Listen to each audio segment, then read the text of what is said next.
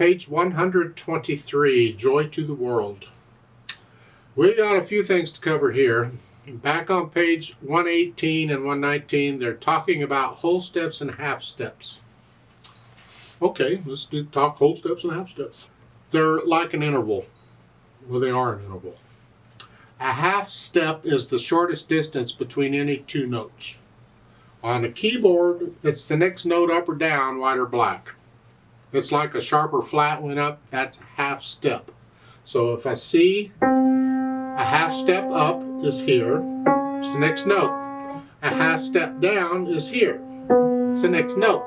It's a half step, it's the shortest distance. There are no other shorter distances in the harmonic system that we use. There are shorter distances in other harmonic systems, but we're not covering those.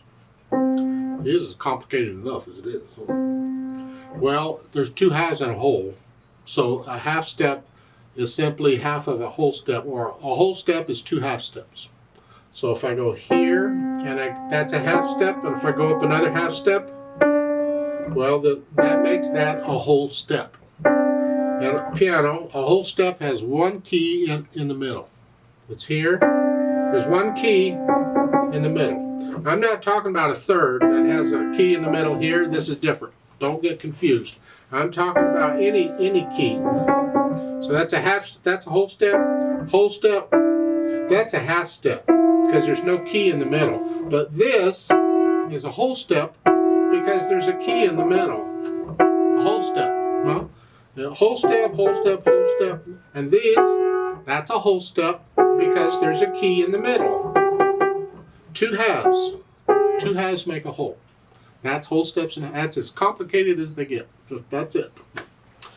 Then they talk about tetrachords. I hate tetrachords. John Thompson is the system that I went through when I was little. I like that book. I really do. I recommend it. But they teach scales and tetrachords, and that thoroughly messed me up. Thoroughly. Oh. A tetra means four. Tetra. And what we're talking about is a four-note chord, tetrachord. Well, C here, just don't use the thumb. Now, if I do another tetrachord on top of it, I get an octave. And that's how John Thompson taught the scales. Because the scale is all the note in the key signatures from letter to letter, like C to C. For a C scale, C to C. As far as I'm concerned, forget tetrachords other than knowing what they are. On page 120, 121, they talk about the major scale. Well, look out. First off, I have a whole set of scale videos on all the major and minor scales, and I suggest you use those to learn the scales. I like that method rather than the method these method books are using. But your teacher may use this method, so okay, let's talk about this. A scale. We have different kinds of scales. As I said, major and minor scales. There's other kinds, you got blues scales and other kinds of scales. Not talking about those. We're concentrating on major scales. A scale, simply put, is a set pattern of whole steps and half steps. A pattern of them. Now we start with C major because it's the easiest to see on a keyboard. It's only the white notes. It's easy because of the way the keyboard's laid out. It's easy to see. C to C, it's all the notes in between, all the white notes. That's a C major. That's all the notes in the key of C major. C major has no sharps or flats in it. It's just white notes. Well, the pattern of whole steps and half steps is whole, whole, half, whole, whole, whole. Half. That's it. Whole, whole, half. Whole, whole, whole, half. Whole, whole, half. Whole, whole, whole, half. Whole, whole, half. Whole, whole, whole, half. Yay. All major scales work the same. If I start on any key on the keyboard, white or black, and I use that pattern, I am guaranteed to get a major scale. I may not know what the scale is, but it will be a major scale. And you can tell usually by listening to them. So just listen. Here, that's sort of what a major scale sounds like. Well, if I start here, And I go up to here, I use that pattern. Whole, whole, half, whole, whole, whole, half. That's it.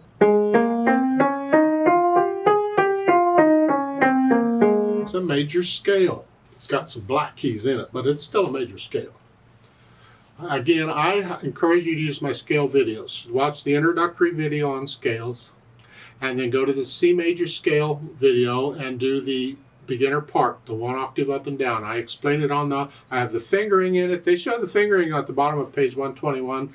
I prefer not to use music when studying scales. I prefer to concentrate on the keyboard and the fingers and what's going on here.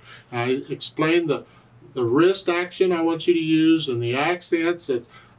I teach very little technique in my videos, but the scales, I teach the technique in there, and if you'll get that technique down, it really helps when playing the pieces. It really does. That is the technique I had to use in college when I finally began to understand what scales were about and learn them well and got my technique under control. That is the technique that I learned, and so that is the technique that I teach because I had really good results with it. You can read about the tetrachords, the 2 tetrachords, set pattern, all that. Have fun with that. If you have any questions, you're welcome to ask. Now, let's go to Joy to the World and talk about that. It's 4 lines long. There's no repeat sign on it. We're just going to play it through. Treble and bass clef, 4/4 time. We got dotted rhythms and quarter notes and dotted half notes, all kinds of things going on here. But look at the first 4 measures. Forget the rhythm, just the first 4 measures. In the left hand, you C, B, and then the thumb comes under here, all the way down. That's a C major scale going down, or we call it descending. Ascending is going up, descending is going down. All we got to do is add the rhythm. Suddenly it starts to make sense. A lot of music uses scales in them. You'll recognize them. You get it. It's a good reason to learn the scales, because then when you run across them in the music, you just play them. You don't have to worry about it. Because this has, in the left hand, you have that crossing thumb. I got to get the thumb here. Well, here. If you'll relax, the thumb will go there. Just relax. Don't go here or twist around or twist over here or do different teachers teach different techniques on this. I'd simply teach you to relax, and the thumb will move around, or the hand will move over the thumb if you'll just relax. So here, just relax and let the thumb go there. If you have to go a little bit here, okay, but don't go a lot. We don't want a lot of this motion in the wrist. So 1, 2, 3, 4. 1, 2, 3, 4. 2, 4. Okay. Look at the second line. Third measure, you're here. Forget the rhythm, just play the notes. It's part of a scale. And it's fingering too, because in the scale, you got to cross over the third finger from here. Well, if you relax, your hand will move and you can get there. So go do the scale video. Do what I tell you. The trill exercise with the accents and all, very important. So do that. Now each day when you sit down to practice, the first thing you do is the C major scale. Work on that for a few minutes first.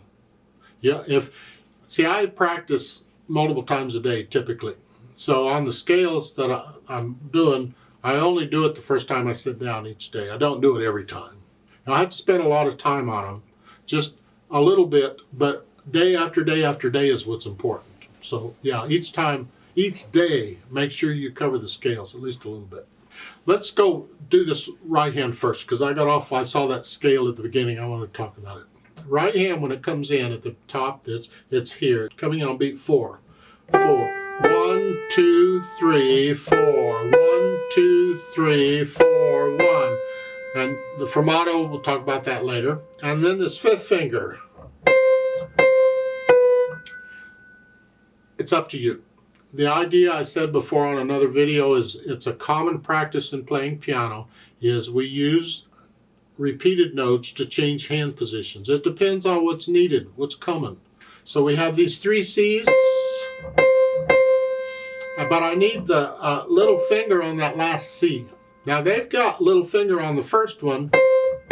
That's fine, but you don't have to. You could use 4 again and then 5th finger. That's up to you on what you do, but you gotta have a 5th finger on the 3rd measure, the 2nd line. That's what's important. So the finger in the book is fine. It's just you don't have to. 1 and 2, and then the left hand takes over. Go down to the last line. You're here, and then here. Reach up. It's an octave. 1, 2. Then relax. See, we changed hand positions. You're just doing that. It's cool, isn't it? We're kind of walking around like a bug on the keyboard. 2, 1, and crossover.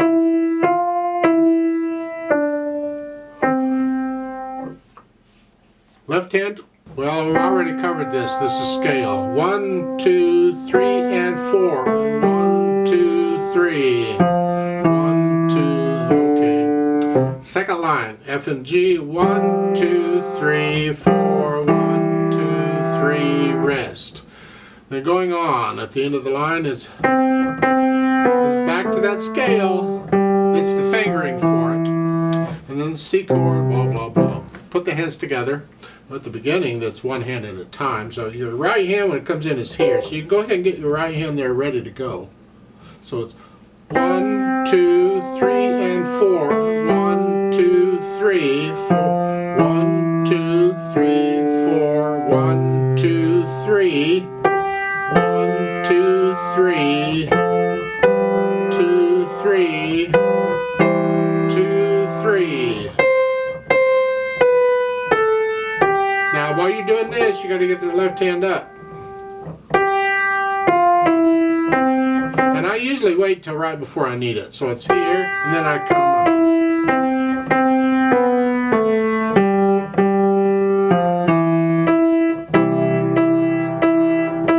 Now, 3rd line down, 2nd measure, those 8th notes are by themselves. Make sure you lift up in the left hand.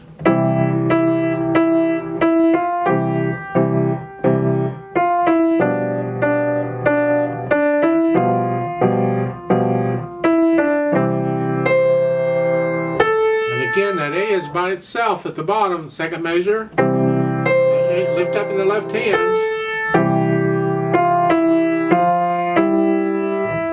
So you put the hands together and then go back through and get rid of the hesitation. So it is a steady beat. Go as slow as you need to, it doesn't matter, but it's got to be a steady beat. You can speed it up later. Then we'll add in the articulation, which here is really the phrasing. Just connect it and lift up. So there's a little bit of silence. Connect those and then lift up.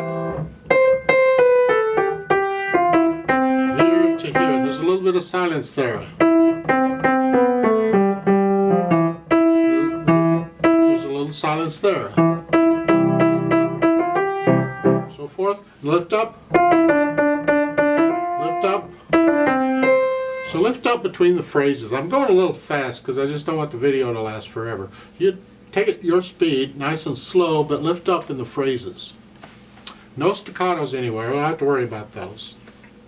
Then the dynamics. Well, that goes to the melody, and the melody is going back and forth. So you adjust. Loud, whatever you think loud is. Now,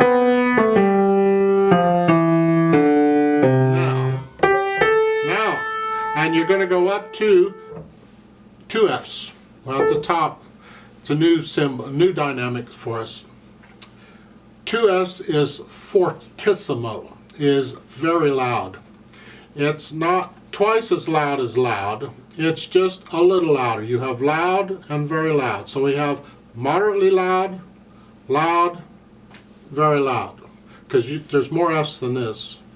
So the kicker here is to stay musical. Don't bang it. Don't, because it's loud. flex the wrist, relax the wrist here. Let the wrist collapse when you do here, when you play that. Let the wrist collapse. The left hand can be in the background. You can come up to about a moderately loud there, but here, that's very loud, and you're staying there. And I boom, boom, boom. Don't stiffen up and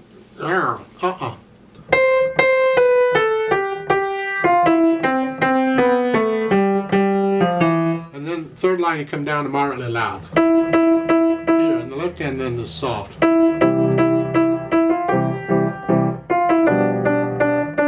then finally at the bottom, you go up a little bit to loud. Not as loud as you were at very loud, just loud.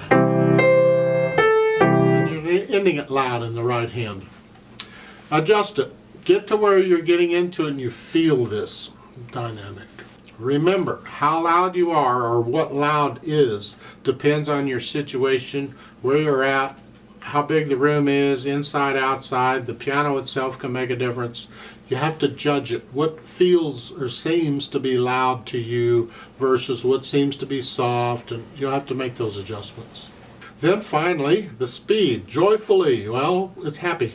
It's sort of fast. So, yeah, there's words to it. I don't have them here, but you got them. I think pretend to be happy if you're not. Yeah, ta-da! We're here. And that fermata, you hang on to that for a little while. With a metronome, I double it and hold it 6 counts instead of 2. And you stay very loud. And remember the natural accents. 1, 2, 3, 4. 1, 2, 3, 4. In the second line, 1,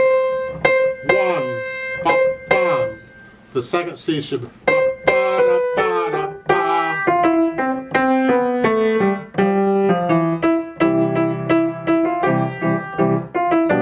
Remember the natural accents? Bum, bum, bum, bum. I'm getting into interpretation here, but we want to get to where you feel these natural accents.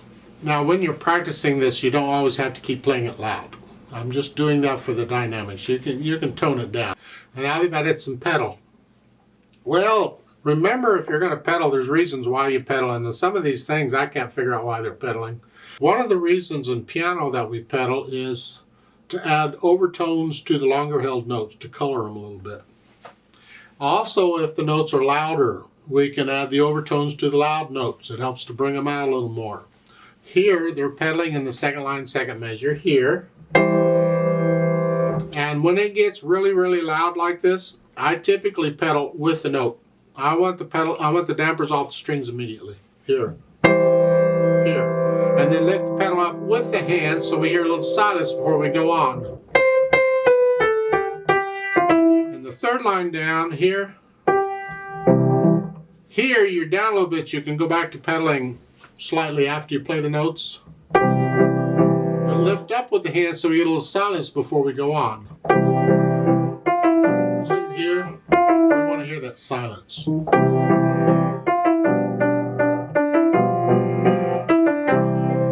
And at the end, then that's fine, you can pedal it. You don't need pedal here. You can play this without it just fine, but putting it in is kind of give you an excuse to use it.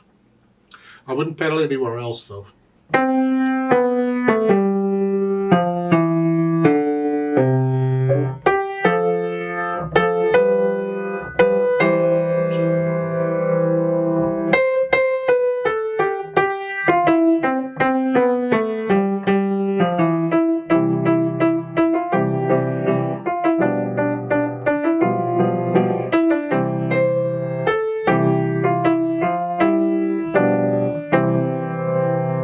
I like to play this with you very slowly to double check the notes and the rhythms. Not going to do any dynamics. We're just going to play it just straight through. Play both hands about the same. The fermata, I'm going to hold that 6 counts instead of 3. I will pedal it like they're showing. And let's try it. I'll give us 4 counts. 1, 2, ready, go. 1, 2, and 3, and 4, and 1, and 2, and 3, and 4. 1, 2, 3, 4. 1, 2, 3. 1, 2, 3. 1, 2, 3. 1, 2, 3. Hold 2. Go on.